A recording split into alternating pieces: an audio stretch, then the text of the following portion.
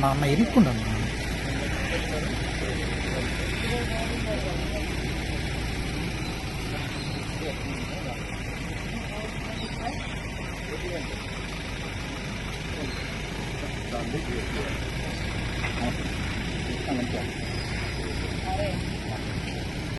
ఈరోజు SP పల్నాడుగా charge తీసుకున్నాము.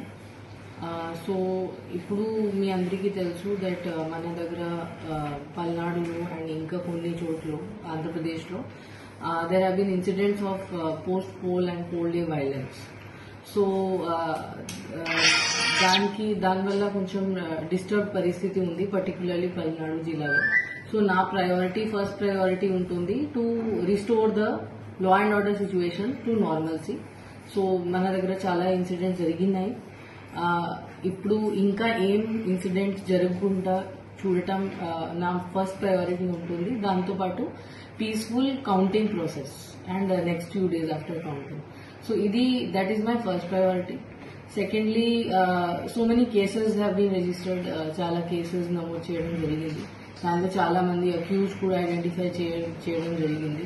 So వాళ్ళు నెక్స్ట్ ఫ్యూ డేస్లో వాళ్ళని అరెస్ట్ చేసి వాళ్ళకి లోపలికి పంపించడం, that will be the important step to control the law and order situation.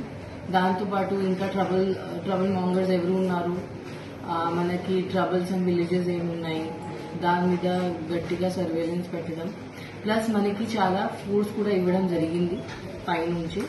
And section 144 కూడా అమల్లో ఉంది. సో అది గట్టిగా ఎన్ఫోర్స్ చేయడం, so that no untoward incidents take place.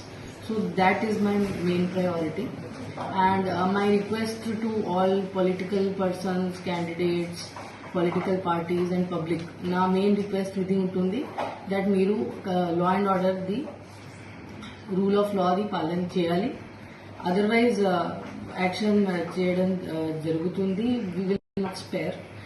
ఎవరైనా ఉండొచ్చు, ఎంత పెద్ద వాళ్ళు ఉండొచ్చు, ఎనీ పార్టీ నుంచి ఉండొచ్చు, ఎనీ గ్రూప్ నుంచి ఉండొచ్చు, that is immaterial. If anybody violates the law, వాళ్ళ మీద as per law strict action చేయడం జరుగుతుంది.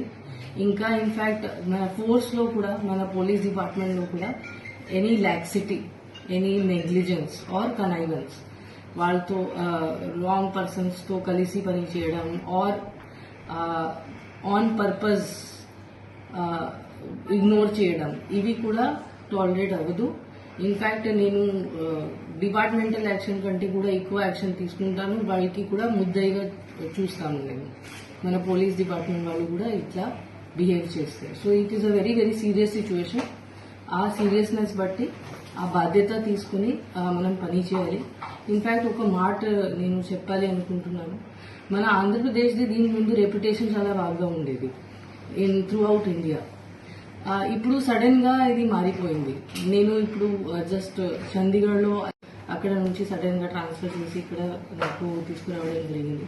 So this is different type of thing that దీని ముందు ఎప్పుడు ఆంధ్రప్రదేశ్ గురించి ఎవరు లా అండ్ ఆర్డర్ సిచ్యువేషన్ బాగలేదు అట్లా ఎప్పుడు అనుకోలేదు.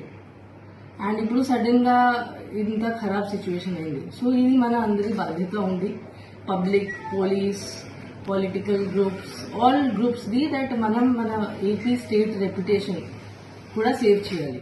దట్ ఆంధ్రాలో లా అండ్ ఆర్డర్ ఉంది, ఆంధ్రాలో పీస్ ఉంది, ఆ రెప్యుటేషన్ మనం మళ్ళీ క్రియేట్ చేయాలి. అది మన మెయిన్ బాధ్యత. సో అది నా appeal to everybody. Please follow the law. If law is not followed, then definitely strict action will be taken. Thank you.